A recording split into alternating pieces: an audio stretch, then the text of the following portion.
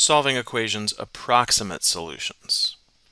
Okay, we want to solve for x. We're working in radians. We're only interested in solutions between 0 and 2 pi. What's different now, though, is we're not going to do this by hand. We're going to find approximate answers from the calculator. The solving steps, though, are still very critical, especially the picture, as you will see. So let's follow our steps. Step A is finished. It already says single trig function, single variable, equal sign, number, so we don't have to do anything there. I can go right to step B, which says find all the solutions within one period. Very important that we draw ourselves a good picture. How many solutions are there going to be? Well, let's see. All students take calculus. Where can the cosine ratio be positive? Here and here. I have a first quadrant solution and I have a fourth quadrant solution. Let's make a rough sketch. I know the cosine ratio is adjacent over hypotenuse. I'll have a very symmetrical picture here in the fourth quadrant. Again, adjacent over hypotenuse. So one of my angles is this small first quadrant angle, and one of my angles is this larger fourth quadrant angle. It's very important that you draw in the triangles. It's very important that you draw in the angles. Now, I don't recognize these triangles. These are not our special triangles, which means I don't have any way to obtain these answers by hand. I'm going to have to use the calculator. So how am I going to do that? Well, there's only one button on the calculator that will take a ratio and return to you an angle, which is what we're looking for. And that, of course, is the inverse cosine button. So in order to find the angle, I'm going to have to go to the calculator and type in cosine inverse of 2/3.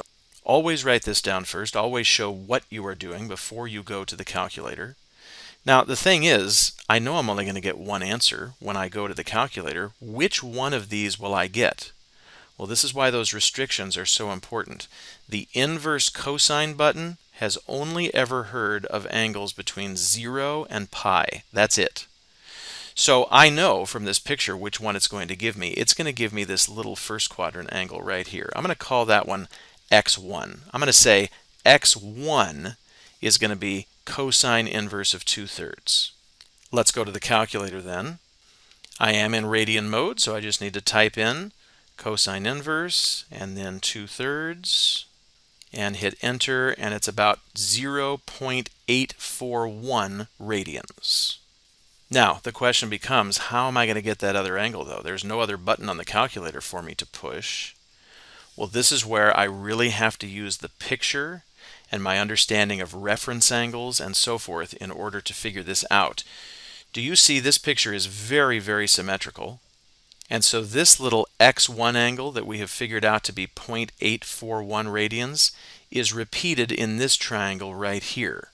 In other words, this one is also 0.841 radians. My x2 is this angle right here. It's that fourth quadrant angle. Well, it almost goes around a full rotation, which would be 2 pi radians, but it comes short by that 0.841. Well, that tells me how to find x2. It would be the full rotation minus the little x1, minus that 0.841 amount. Now, when you do this on the calculator, it's always better to use unrounded values. So I'm going to type in 2 pi minus, and then instead of doing 0.841, I'm going to use the answer button above the negative sign in blue. So 2 pi minus my last answer for an approximation of about 5.442. There's another way you could have thought of that x2 answer.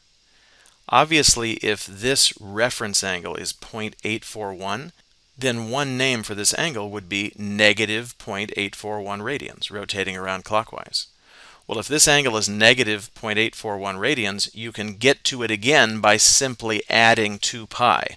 In other words, if you had taken the negative x1 angle and then added 2 pi, you would also have obtained the 5.442. Do you see that that's just this expression written around the other direction?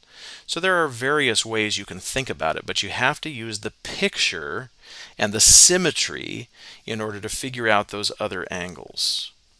Okay, do we need to do step C? This time we do not. We only wanted solutions within one period. Well, we found those two solutions right here. We are finished then. Thanks for watching.